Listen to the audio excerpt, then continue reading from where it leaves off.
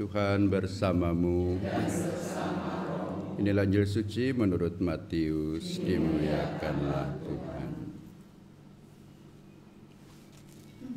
Sekali peristiwa orang-orang Farisi bersekongkol untuk membunuh Yesus, tetapi Yesus tahu maksud mereka lalu menyingkir dari sana. Banyak orang mengikuti dia dan ia menyembuhkan mereka semua.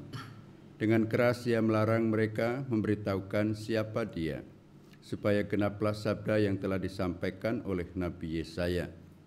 Lihatlah, itu hambaku yang kupilih, yang kukasihi, yang kepadanya jiwaku berkenan. Rohku akan kucurahkan atas dia, dan ia akan memaklumkan hukum kepada sekalian bangsa. Ia tidak akan berbantah dan tidak akan berteriak. Suaranya tidak terdengar di jalan-jalan. Bulu yang patah terkulai tidak akan diputuskannya, dan sumbu yang pudar nyalanya tidak akan dipadamkannya, sampai ia menjadikan hukum itu menang. Kepadanya lah semua bangsa akan berharap. Demikianlah sabda Tuhan, terpujilah Kristus.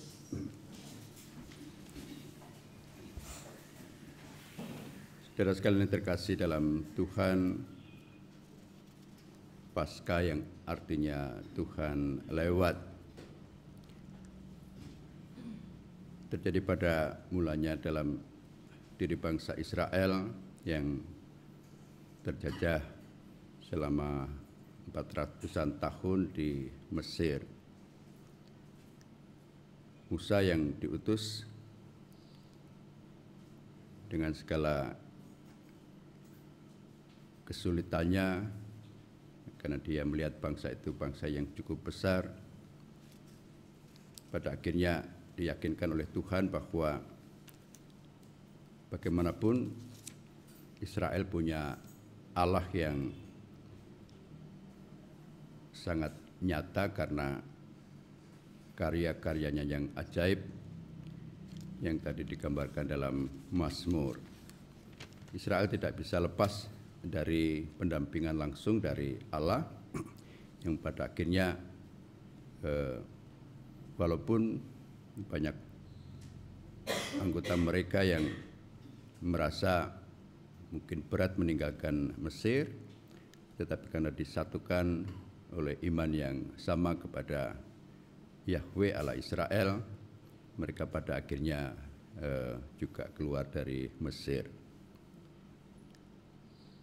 Nah, kita bisa membayangkan bahwa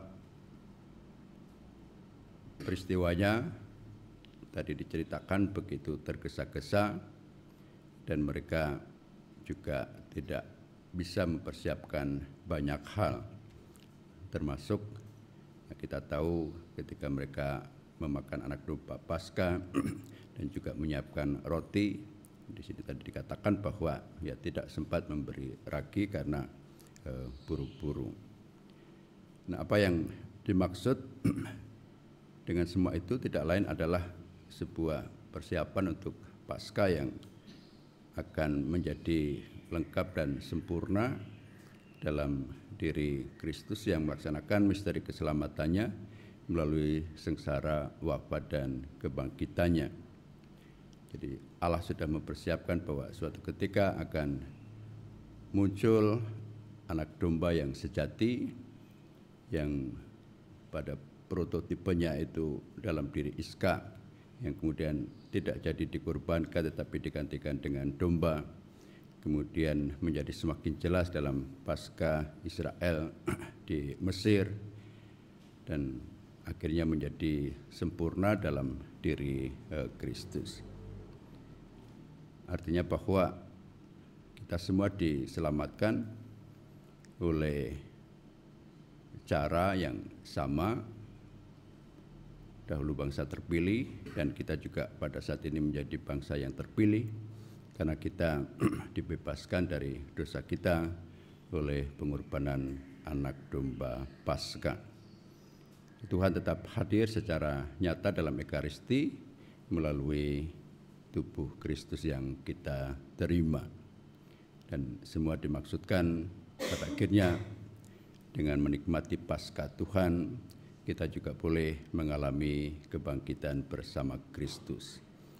Dan Kristus sendiri berjanji bahwa barang siapa makan tubuhku dan minum darahku, dia akan kubangkitkan pada akhir zaman.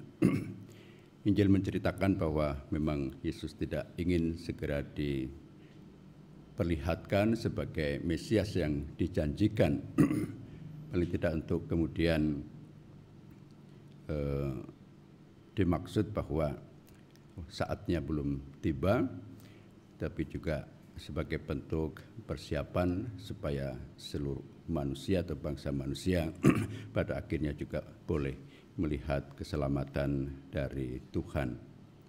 Kita bersyukur bahwa kita yang sudah menerima tubuh Kristus, mengenakan pada tubuh kita yang dapat binasa ini, tubuh yang tidak dapat binasa. Pada tubuh kita yang bersifat lemah dan rapuh ini, kita punya tubuh yang abadi. Pada tubuh kita yang dapat hancur ini, kita mengenakan tubuh kebangkitan. Itulah sebabnya kita juga punya iman akan kebangkitan badan yang menjadi bukti dari keselamatan. Sehingga kita pada akhirnya boleh bersatu dengan tubuh yang sama dalam kesempurnaan yang sudah dibuat oleh sendiri melalui Kristus sendiri melalui sakramen-sakramennya, sehingga kita pada akhirnya boleh berbahagia bersama Bapa di surga. Jadilah kamu sempurna sebagaimana Bapamu di surga sempurna adanya. Kemuliaan pada Bapa dan Putra dan Roh Kudus seperti pada permulaan, sekarang, selalu, dan sepanjang segala abad.